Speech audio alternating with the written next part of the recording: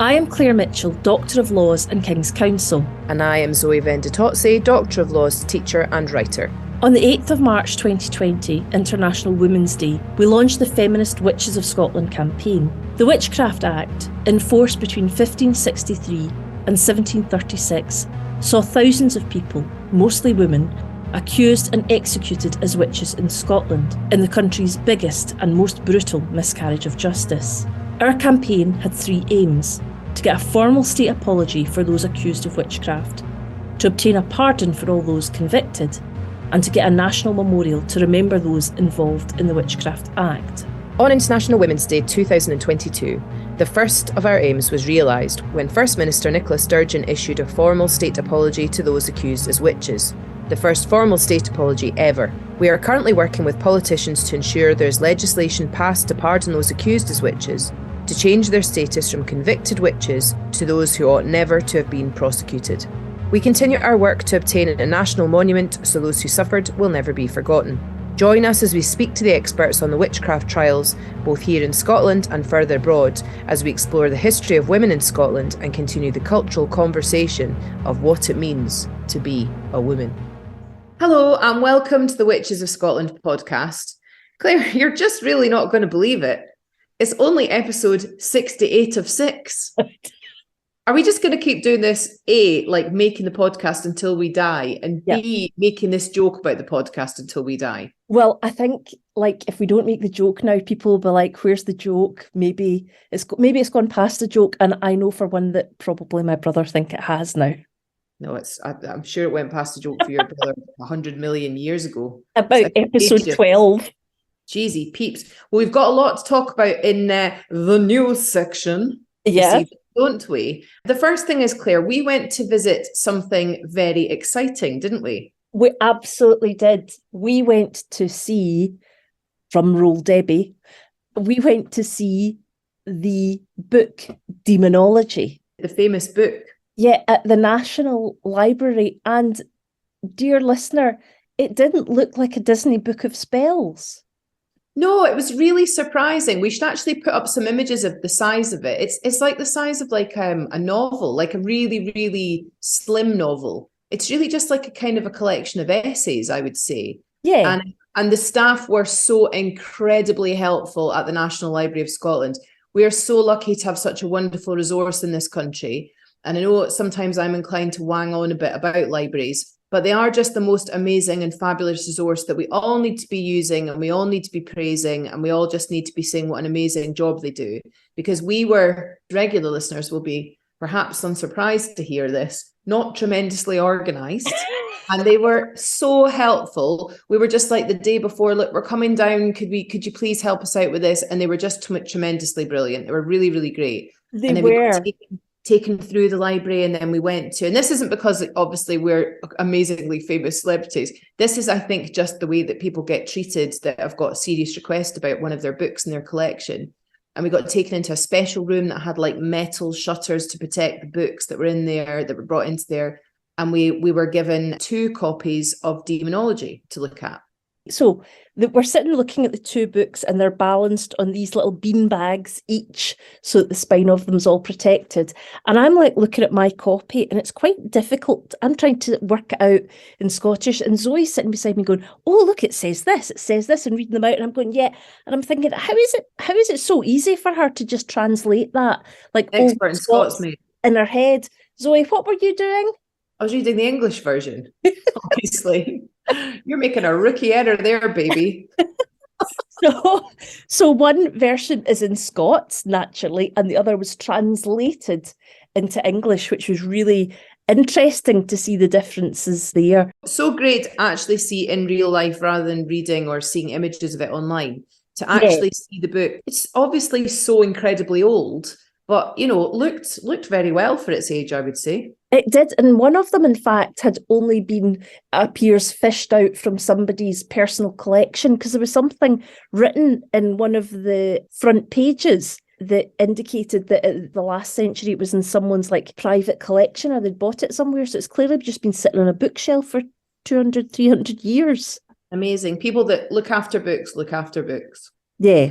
That's what That's they do. true. Yeah, That's yeah. true. So it's really cool to look at that. We'll talk about that more anon. We will. Not today. Talking about, knowledge, literature, the arts. Are there any art things that have crossed your view recently, Claire? There are. I like that segue, Zoe. There are. So smooth. They are. We are delighted to let you know that Heel and Harrow, friends of the show will know that Heel and Harrow came to us and spoke to us about the work that they were doing with Vary, who's also a friend of the show. And they have just started their own podcast, which is brilliant. It's for people, I suppose, maybe that weren't able to make the show, because what the Heel and Harrow concept was taking stories of women who'd been killed as witches and also the folklore of women as witches and putting it into different words and different music. And now they're going to produce this podcast with the words that Mary Kidd has written and their music put together. It's going to be read by women throughout Scotland. So I think it's a really, really beautiful thing, and certainly get downloading. It's fantastic. They mentioned it when they were on our podcast, which feels like about 1,000,000 years ago, that they were going to be doing their own podcast. So it's nice to see that come to fruition. And we know that our listeners are going to love that as well. So give them some love and do all that. What is it they say?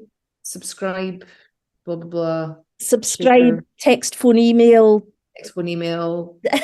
God knows. Do all those things. From what I've listened to so far, I am very, very jealous of their soundtrack.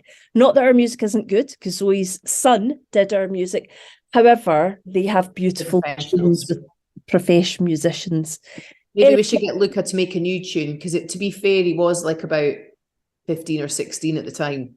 Do you think? I've got so used to our tune. He's nearly 20 now. He's developed more skills. Okay. I'll ask him. He's probably too busy to give his stupid old bit of music. It's too cool now. Anyway, sorry. Moving on. Moving on.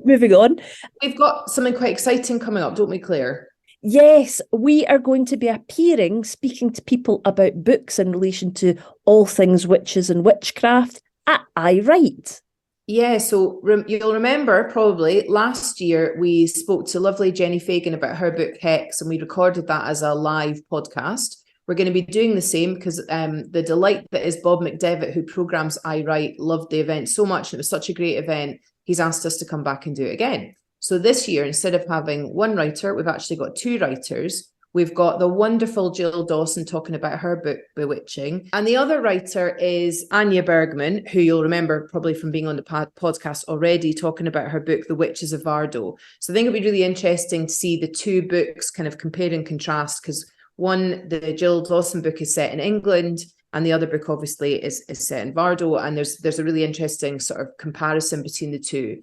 So that'll be great. So that is going to be on Saturday, I believe, the 27th of May. So Saturday, the 27th of May. I think it's on at 9:45 at night. But if you go onto the I Write website, and it's quite late, isn't it? If you go into the I Write website and have a wee look on there, you'll find it. And I think also they've been tweeting and stuff about it. And we'll put stuff out on our social media too when this episode goes out. But it'd be really nice to have people there. We had a fantastic turnout last year, and it's just really nice because we get to meet people in the flesh that sometimes we only know of on the internet. So that'll be lovely. Yeah, looking forward to it. It's either quite late, 9:45, or quite early for the witching hour. Yeah, it's somewhere in between, like us hedging our bets. Yeah. And speaking of things which are cultural, we also have the most exciting news, which is that a play by Laurie Flanagan Heggie, I hope I'm pronouncing that surname correctly. Laurie, get in contact with us if we're not. Directed by Maggie Grievel, again, I hope I'm pronouncing that correctly. It's called Prick, and it is being shown at the Edinburgh Festival this year. And Zoe, you'll never believe this. They have said that this piece of work has been inspired by the Witches of Scotland campaign. I mean, it's very nice. It's really cool when people do that, because there's been quite a few things, to be fair, like Heel and Harrow and some other campaigns and some artworks and some different things that have happened, or people have said that they've been really influenced and things have been kicked off by the campaign and by what they've heard on the podcast from various experts. Really, really nice to hear that. It's so exciting. There's this kind of ripple effect. Prick is on from the 5th to the 25th of August at what's called the Space on the Mile. It's venue 39 at the Radisson Hotel, and it's on at 11:15 for 1 hour 15 minutes. So get tickets for that, books. We're really excited about it, and we really look forward to going to see that. Leads us on to our final bit of news, which is, as well as like all the nice cultural stuff just to sort of go along, I guess, enjoy, there's also the educational aspect to what it is that we're doing, which obviously we're both very keen on. And there's a new resource that we've got to point you to, isn't there, for teachers, particularly, Claire? Yes, it's absolutely brilliant. I can say it's absolutely brilliant because I have already seen it. It's a comic. It's by Common Good Comics. And if you Google Common Good Comics, it'll come up. And it's in association with Glasgow Caledonian University and Magic Torch Comics, who secured funding from the National Lottery Heritage Fund for a 2-year project sharing stories of social enterprise and community action. So Common Good Comics got in contact with Zoe and I and said, we really like your story. Could we use them as one of the stories for the comics? So it's not only our story, but it's other stories that are there as well, because they explore history and community archives, and then they present the material in 2 comic collections. They say that those can be shared in schools, online, at Comic-Cons and other national events. Can we cosplay ourselves at a Comic-Con? Well, I mean, yeah, because I think the picture there that you're using, we look quite different in it to what we look like now. So we would be playing ourselves in the past. Does that make sense? That sounds like fun. I love the fact that they're called Common Good, and that's obviously sort of the drive with what they do. I think that's really nice and really cool. Yeah, it is. And the actual comic that they've done for us is really good. Each little part highlights on different particular issues, which could in and of themselves spark conversations that could last a really, really long time. And what we'll do as well is we're going to do a podcast with that in advance. So we're going to be talking to the writer and the director about the process and you know, what everything's about with it. And then maybe, Claire, you and I could do like a live record sort of a thing where we could go along and watch it and get some audio while we're at that as well. That'd be quite interesting for those that can't get over. That's a totally good idea. I thought you were going to suggest that we could be background actors, which I am totally up for. I've just read a really hilarious piece, in complete tangent this, but not really, about Ruby Wax talking about in her early career that she played, it was in Measure for Measure, and her and another really famous actress who I can't remember her name of, both played pox-ridden poor nuns, and they were non-speaking parts. But Richard Coles, you know, the Reverend that used to be in the band and so on, he said that he remembered her from when she did that, because even though there were non-speaking roles, they totally stole the show from everybody else because they so overacted their non-speaking roles. And it made me think of French and Saunders, but it also made me think of you and me. So maybe we could be sort of pus-filled, dying of the plague nun whores in the background. I mean, that's a lot to get over to, you know. I'm confident. I'm confident. Do you think you could get that over? I mean, that's, you know, it's quite a lot to project simply through your eyes. Do you know? Well, they were allowed to move their bodies. They just weren't allowed to speak. Okay. Yeah. Well, I think that's definitely a challenge. We'll workshop it. It'll be fine. Yeah. So this brings us on to our part of the show that we do every time, which is much more serious, which is where we remember people that were accused. And the people we've chosen today is because we were at the weekend delighted to be invited down to Wigton to give a talk about the campaign and so on. And I've never been to Wigton. It's Scotland's, what do they call it? Scotland's bookshop town. Scotland's literary town, village. Scotland's town of 1 million bookshops, something like that. They do a big festival in the autumn, I believe, and then they do a smaller one at this time of the year, and we're invited to come along. Hopefully we'll get invited back to the big one. We haven't disgraced ourselves. We went along, gave a talk, and it was really nice, lovely place to go, and I'd strongly recommend it. It was such a cool thing that you walk around this really small place. I think there's 1,000 inhabitants, and there's tons of bookshops. So if that's your thing, and we know that our listeners are big readers and big book buyers, I think that would be a really good destination for most of our listeners if they haven't been already. So absolutely. Today we're going to be talking about the Wigton Martyrs. Yeah, we got there and I just thought that it would be interesting to share with you what we found out when we were there. The Wigton martyrs did have a connection with Scotland's faith during the 17th and 18th centuries, I suppose, because they were caught up in that religious furore that women who were accused of witchcraft were. So there is actually a connection to it. So during that period of time, there was a clash, as we know, between the Covenanters, who believed that no one but God and Christ could be at the head of the religion, and differently the supporters of James, who wanted to see the Roman Catholic Church restored. That's James II, not James I. So there was a particularly bloody time, which were called the Killing Years, and it was between 1680 and 1685. And in one of the most shocking episodes, two Covenanters, two people that believed that no one but God and Christ could be at the head of their church, set themselves against the prevailing views. And what they refused to do was they refused to give up their view that no one but God and Christ could be at the head of their religion. And in a really brutal event, what happened was Margaret Lachlan, a woman aged 63, which would be a very fair age for that time, given how long people lived. Margaret Lachlan was tied to a stake and the water was allowed to come in and she was allowed to drown. The younger woman, Margaret Wilson, a woman probably only in her late teens or early 20s, was actually shown this to happen, and said that if she did not recant, if she did not change her mind and take this oath, then she too would suffer the same fate. And in an utterly beyond my comprehension way of belief, she held true to her religious beliefs, and as a result of that, she suffered the same fate.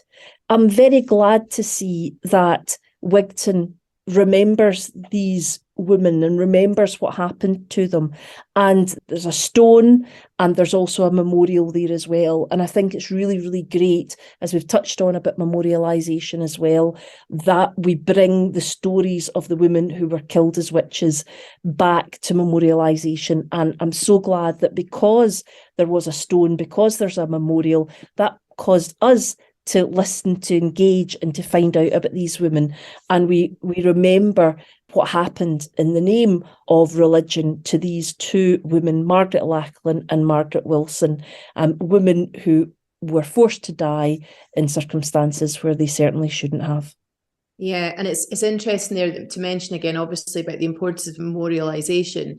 We're going to be holding probably an online event at a date to be confirmed, with different community groups who have an interest in a genuinely national memorial. So if you are involved in a community group in Scotland, and there are lots that we know of already, please get in touch with us so you can be involved in the conversation, because it's very important that wherever the national memorial ends up, that it's something that we've all got buy-in to in all these different groups. It's not for one particular group to gatekeep. And we have always seen ourselves as kind of like a sort of a helpful umbrella, where we bring different people together and say, well, do you know these people are doing that, or they've heard things on the podcast, or they've been inspired to do something because of the campaign. So please get in touch with us on one of our social medias. It's probably best if you get in touch with me, that's Zoe, on Twitter, if you message me on there. But just wherever you do, get in touch and we'll put a date together, because we've got some really interesting ideas that we'd like to see if there's appetite for.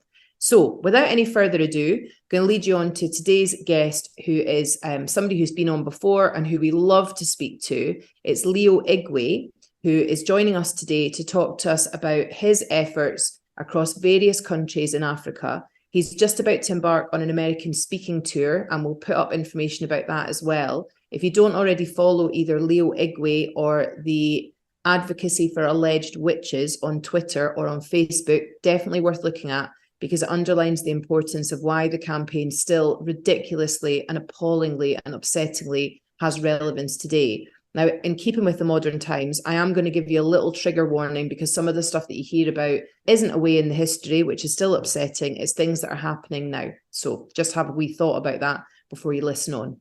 Absolutely. If you do not want to listen on because of that, we totally understand. What you can do is you can see us interacting with Leo on the socials, or you can go to his website, Advocacy for Alleged Witches. It is really great if you can follow him online on Twitter, because the more he is able to engage with people, the better for him, really. So please do try and do that.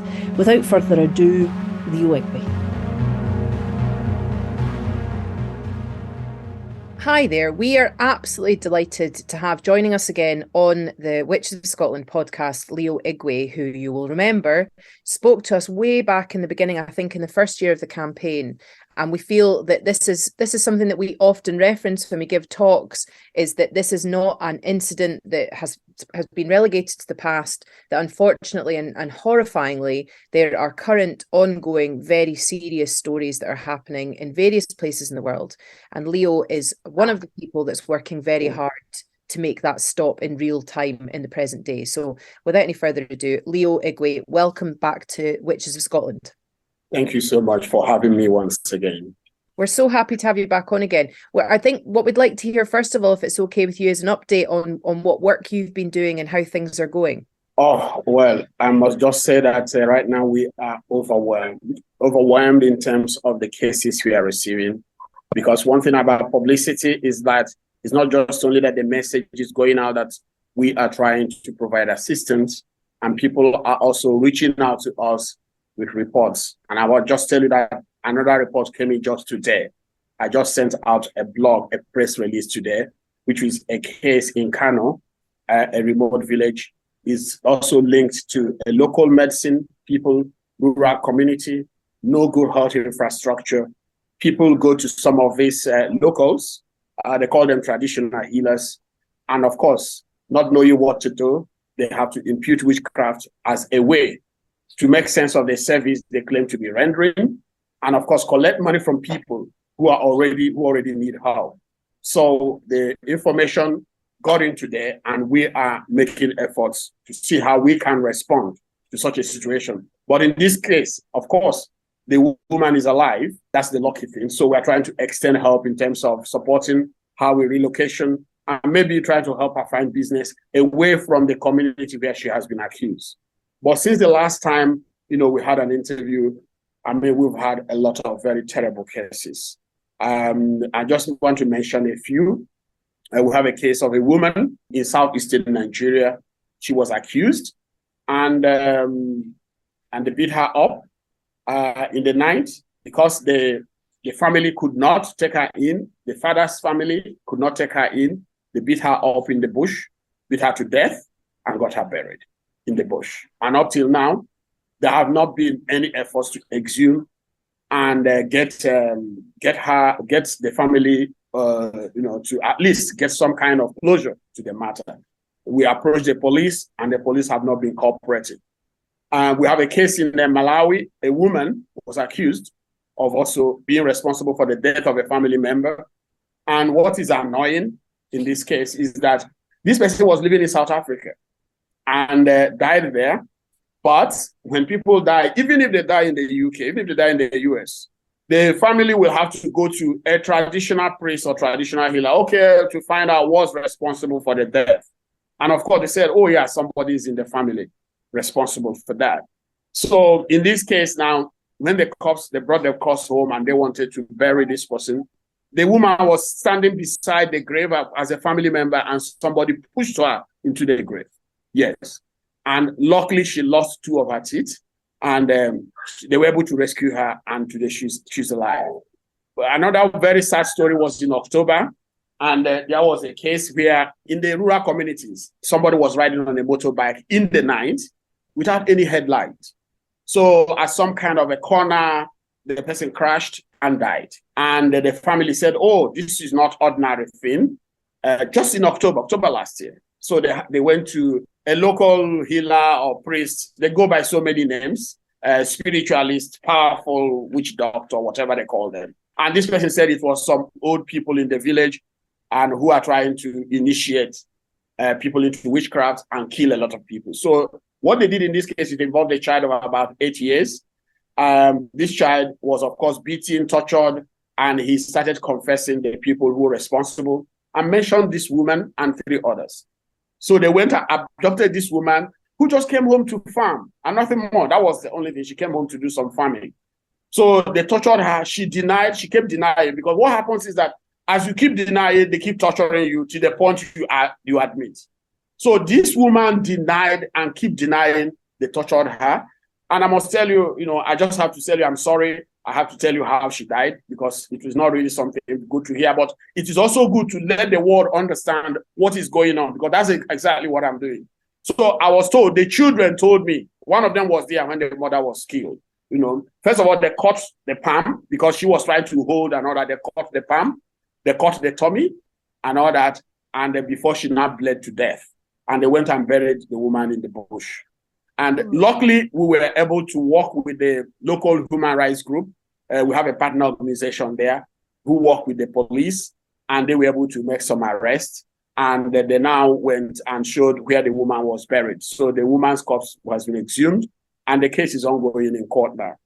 And again, it is not just only women that are attacked and killed, also men are killed. And there was a case we got in December. A grandfather gave a piece of meat to the grandchild, because here, families live together. So sometimes you see the grandfather, they try to give some food to the grandchildren. So get some piece of meat to the grandchild. And because of some suspicion and tension between the father and this uncle, the man suspected that what was given to the child was to initiate him into the witchcraft world, and started questioning the child. And the child claimed that he had been initiated by this uncle. And what the man did was confronted this man, beat him up, he collapsed, he died. He took the body into his hut and set the hut ablaze and all that. And after that, now took the remains and buried in a shallow grave. You see, this thing I'm telling you is not something that happened 2 years ago, 3 years ago. I said this happened in the past few months. And of course, because of the publicity we have, they bring this news to us. Now, lastly, I know that I don't want to traumatize you a lot. I know I must have done that. I'm sorry. But let me just give you the one last one. It's interesting because in September, we tried holding a seminar in one of the states, they call it Benue State in northern Nigeria. And the police sent their officers to come and stop us. They said that we're having a meeting of witches, so that, and we will not hold it. In fact, they told us that witches will never meet in their state. So we try to explain to them, we are trying to address a problem. And this is a problem that police officers should be addressing. But because they have not been addressing it, we are trying to fill in that gap. But they insisted, and our event did not hold in September. But I said that we are not going to retreat, because this is what has happened over the years. Because people have retreated, people have moved back, and when the police came or people tried to intimidate them or threaten them, they would beat them up or they will attack and kill them. People have been dying. So we tried to reschedule the event in December. So when we went there in December, they did not want to allow us. I had to persist, and eventually we had to hold that meeting. And I must tell you, at that meeting, somebody came and told us how he was accused and almost killed by the son, and he survived. What happened? About 2-3 weeks later, we got a news that some witch hunters went to a village because somebody died in the village, and adopted this elderly man and set him ablaze. Yes. And he was burning in the middle of the night. So the man was weeping, pleading, and all that. The children, one of them, a very brave, courageous daughter he has, was pleading, trying to get the police. And they were able to get some police officers, of course, after collecting some money from her. So they were able to rescue the man and take the man to the hospital. So the news now came to us. So when the news came to us, in fact, we had to report to the same police office that wanted to arrest us. We had to now get back to them, and they now had to get back to us to assist them now in addressing the same problem. So those who wanted to work against us, stop us now, started cooperating with us. So this was just like a victory. For me, that's one of the best things that has happened this year. So immediately they moved in now. We gave them all the necessary information. And initially, they wanted to collect some bribe from the victim. Imagine somebody burnt, nursing injuries in the hospital. The police still wanted to collect some bribe before going to make arrest. So I got so angry. I had to petition the police authority. I said, look, this is what is going on. Of course, they later denied that it was an officer who wanted to do something on his own. So, but what happened is that they eventually went, mobilized, and got 5 of the suspects arrested, including one of them who wanted to come and attack and kill the man in the hospital. Because when the man was taken to the hospital, one of them came from the village and wanted to come and attack and kill the man in the hospital. In fact, he was the first person they arrested. Okay? So when they arrested them, now the community started putting pressure on the family so that they could release them and that they should resolve it. They should come bring the case back home and let's resolve it in a family way. I told them that's not how to resolve things in a family way.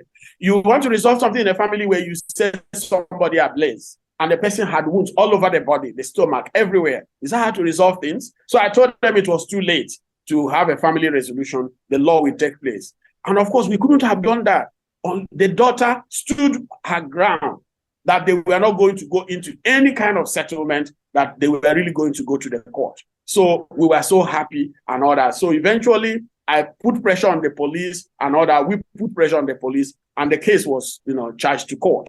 And the suspects were on remand as we speak right now. Can I ask you, I'm slightly confused by this. So it's traditional healers or spiritualists or priests, or you say there are various names, that are then accusing other people of witchcraft.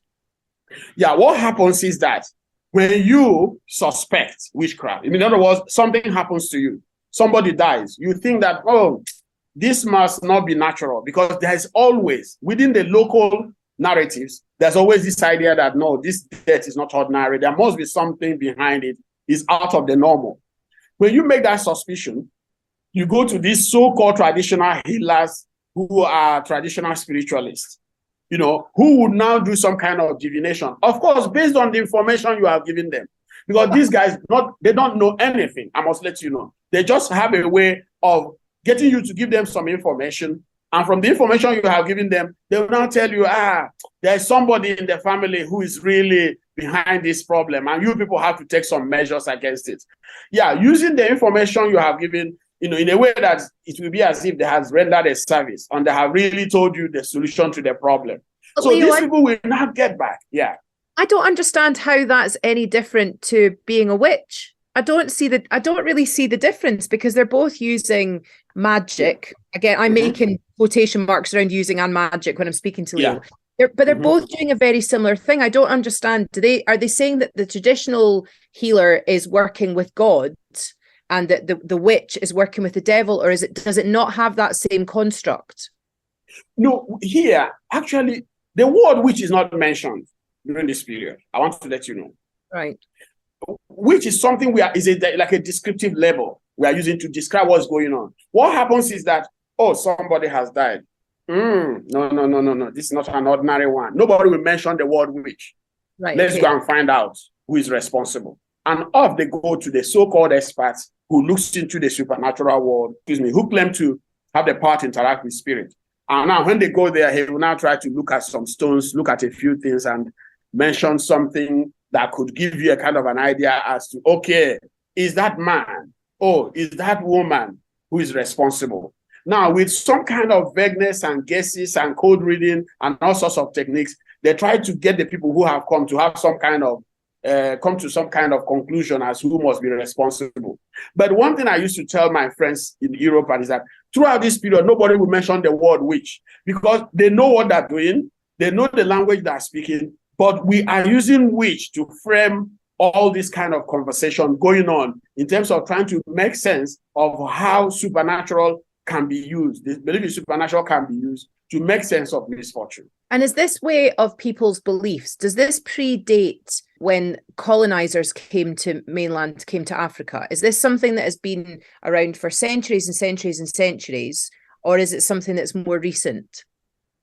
It's something that has been there. You know what? Even while growing up, before I even got to understand the word witch, because witch came with English language. And when we are growing up, we learn with the local language. So you even come to, it's only when you get to school, start learning English, start understanding English words and terms, that you even come to, you now know about witch and witchcraft and all that. Otherwise, this is something, and I want to let you know, this thing is happening in very rural, illiterate communities. Like the case that came today, the women, the victims, they have no telephone. Just to let you know, They don't have access to the telephone. They can't afford telephone. Okay, so this is something going on in what you can call, in terms of English illiterate community. People can't read and write English. So as we are saying witchcraft here now, is because I come from that culture and I know that the concept witchcraft communicates what is going on. Otherwise, nobody mentions it. Now, in a typical situation, somebody dies, they will say, they have killed him. Yes, they have killed him. That's all. This kind of very third person, in personalized way of speaking, already imputes that there are some people behind it. Now, they will have to go somewhere to find out those people.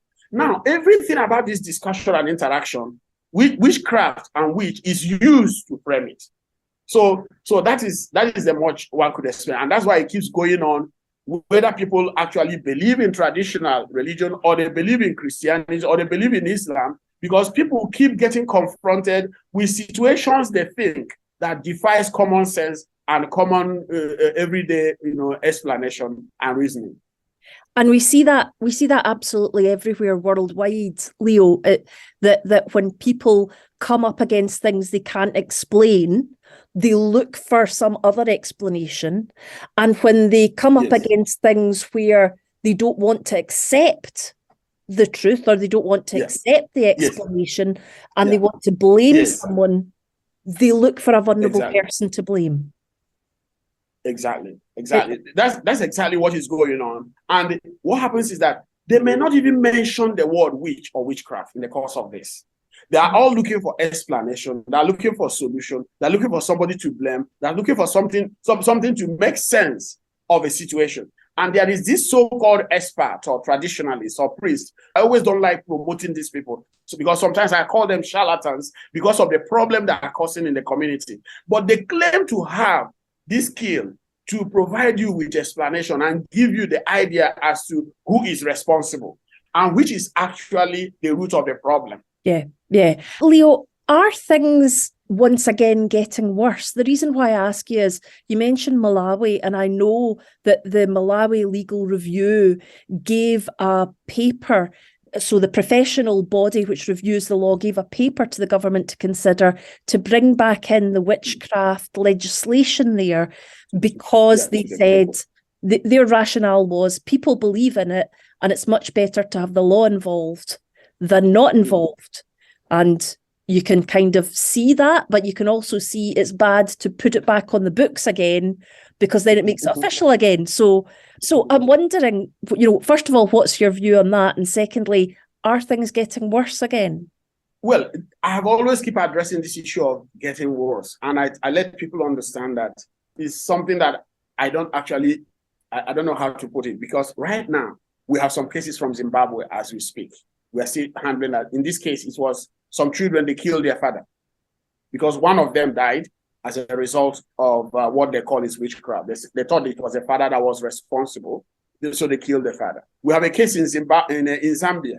It was also brought to us, just in the past 3-4 weeks. We have these cases from Zambia and Zimbabwe. In Zimbabwe, we sent one of us to go and do some more investigation, meet with the widow and see what we can do to just try to provide some sense of solidarity and support.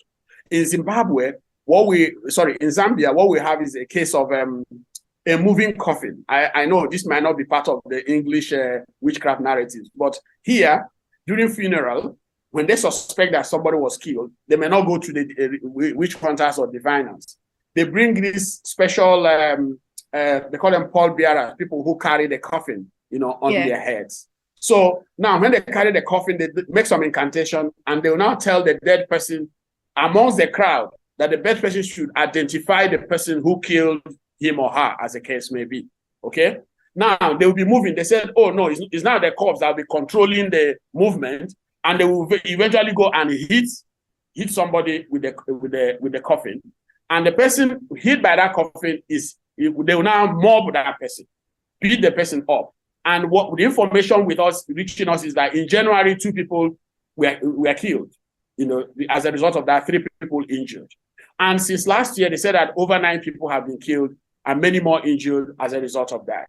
And do you know what happens? This practice is in some parts of Nigeria, they conduct this kind of practice in Nigeria. And look at it. Zambia is just far, far down there in Southern Africa. And you ask yourself, how managed? What happened? How did this get here? It's about 6-7 hours flight. It's just like me coming to Europe and all that. It's like me going to Zambia. But it's going on there and we have it here. And they do it in Ghana, okay? And all that. They do it in Ghana where I did my field work. So you see some of these practices. What happens is that today we have this kind of information technology that allows us to keep track of these events or these incidents more than in the past. So should I say is getting worse? Maybe, but I think that there is something we have today we didn't have in the past, which is ability to get this, tracking these events going on in Malawi, Zambia, and other parts of the country at the same time. So that is the only way I can put it, but I think it's a pervasive issue. And maybe I think that just like with what we're doing now, we are putting together a kind of a robust mechanism to address it, what has been quite pervasive, hoping that it will go down. Otherwise, it's something going on in many places that we can't track as we speak. So what can you do to tackle it? Is it a case of education and making the police and the law courts follow things through with people that have attacked people that have been accused? Yeah, we are working on what I call right now a theory of change, based on what is going on. First of all, we call it information approach, information and action. Because in one sense, there is lack of information.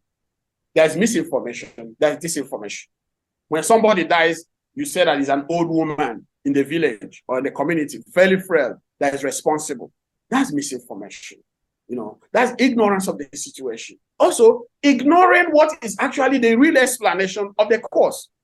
Like Claire just mentioned, somebody tells you this is as a result of carelessness by the drivers or mechanical faults on the car. You say, no. Somebody must be behind this mechanical fault. Why must this car break down? This car has been going along and has not had accidents over the years. Somebody must be behind. So sometimes there is this reluctance to accept what is actually the commonsensical explanation. So we have to do the information kind of campaign, trying to get people to know about the causes of death. And again, information as to where to go.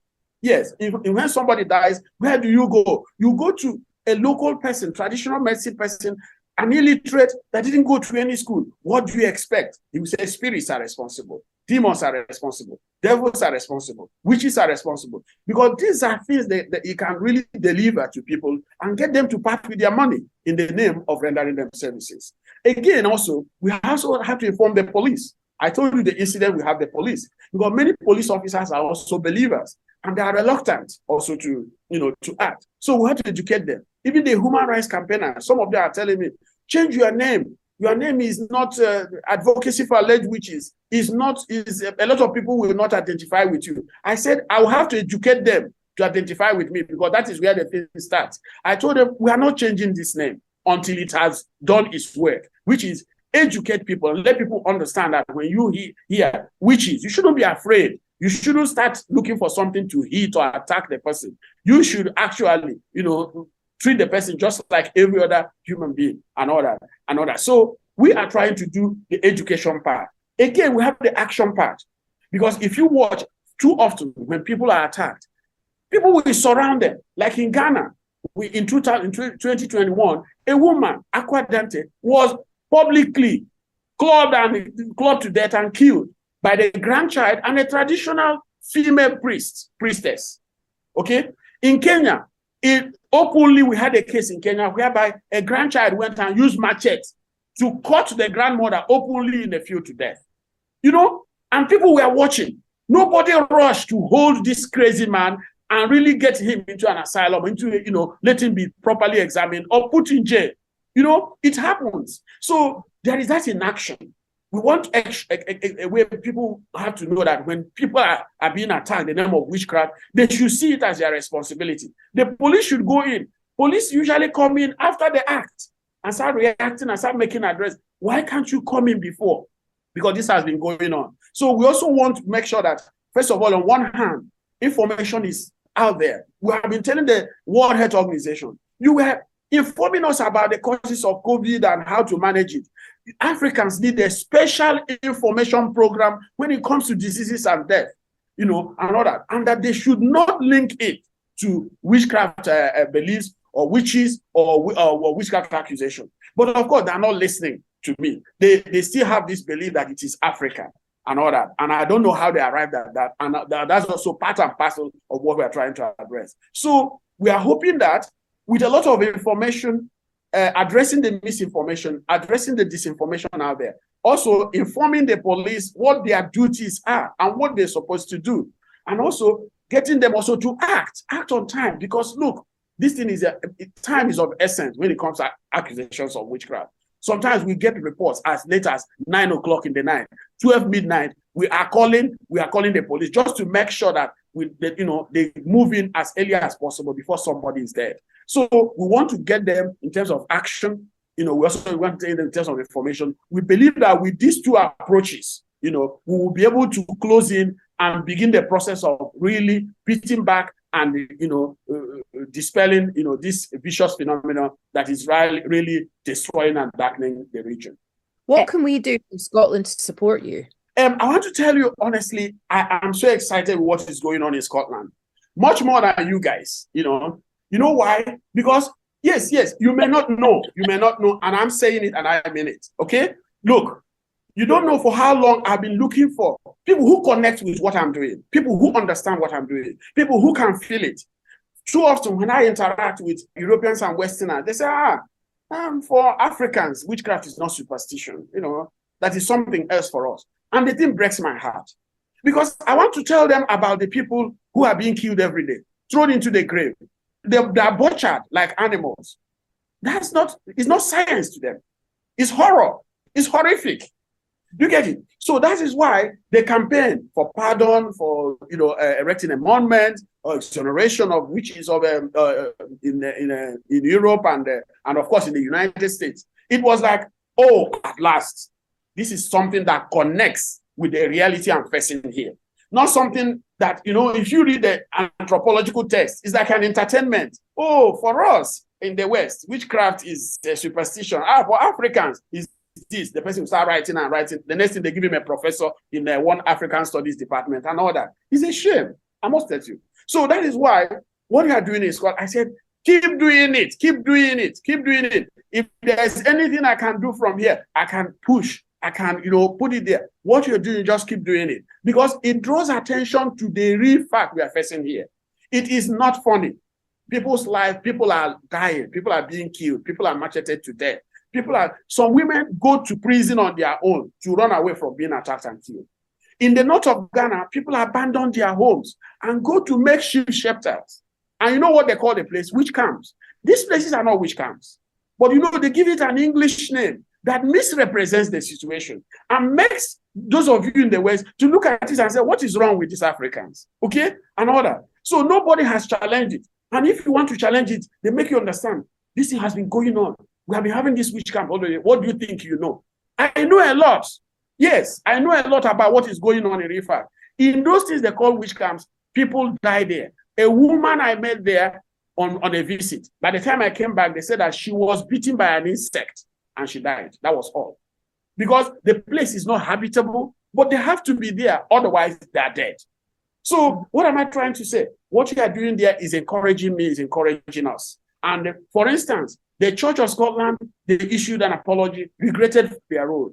I am using it already in talking to the churches here. I said, look at what the Church of Scotland has done. Can you please begin to emulate that? Don't forget, these are those who brought the Christianity to us. Because sometimes they try to tell you, it's my faith, it's my Bible, tells me this. I said, the same Bible we are using, the Church of Scotland is using it. But they have apologized. Why can't you stop? First of all, stop before even apologizing. You need to stop. So I am using it now to talk to the churches, to engage the pastors, to engage Christians. And also what the government did, by rendering apology, I'm also using that to engage the politicians. Don't just look away as this thing is going on. Look at what the government of Scotland is doing. Can't you emulate it and begin to do something? So what am I trying to say? Right there, what you can do. Occasionally, of course, we can have this interview, get updated on what is going on. But what you are doing to erect a memorial, which I hope will materialize someday, and I'll have opportunity to visit and at least put my hand there or put my head there and know that and let them understand that it is not just what people in Scotland, women, many women, suffered centuries ago, that is being remembered, but the ongoing suffering in the world, and that we should not rest. We should not give up until, that kind of memory, that kind of pardon, that kind of sense of justice has come to other women and other victims of witch persecution everywhere, including Africa. Leo, there is no better point to make than the one that you've just made, and there's no better way to see it.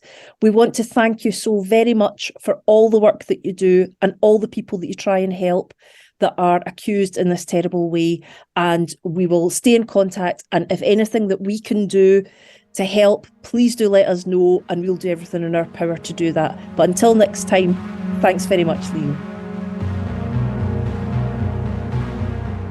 Thanks so much for joining us this week on the Witches of Scotland podcast. As ever, we are delighted when people get in touch with us on different social media platforms.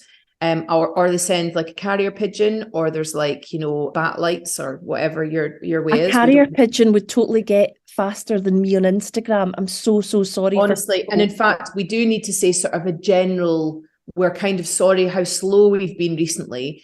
Claire's working on massive cases. I've got a massive social life. We're trying, we're not really, but also sort of a wee bit, but we're just trying to get through all the different things. Please bear in mind that it's literally just Claire and me. We've no intern, we've no committee, we've no volunteers. It's just me and Claire. Claire has a really serious, important job.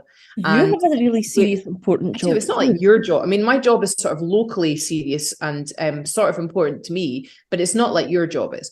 But we've just gone through an incredibly busy period just now. So if we've said to you, hey, would you like to come on the show? And then you've never heard anything again, please, would you get in touch with us? Because we're idiots.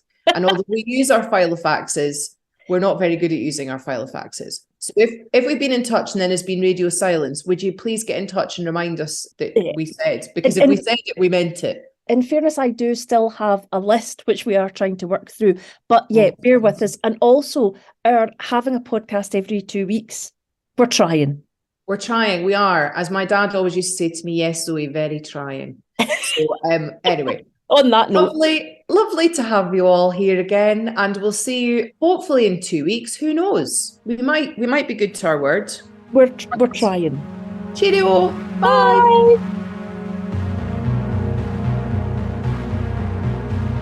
If you'd like to learn more about the Witches of Scotland, please subscribe wherever you get your podcasts. Sign up for our mailing list at www.witchesofscotland.com to keep updated with the campaign. On that site, you'll be able to find how to link with us on Twitter, Facebook, and Instagram.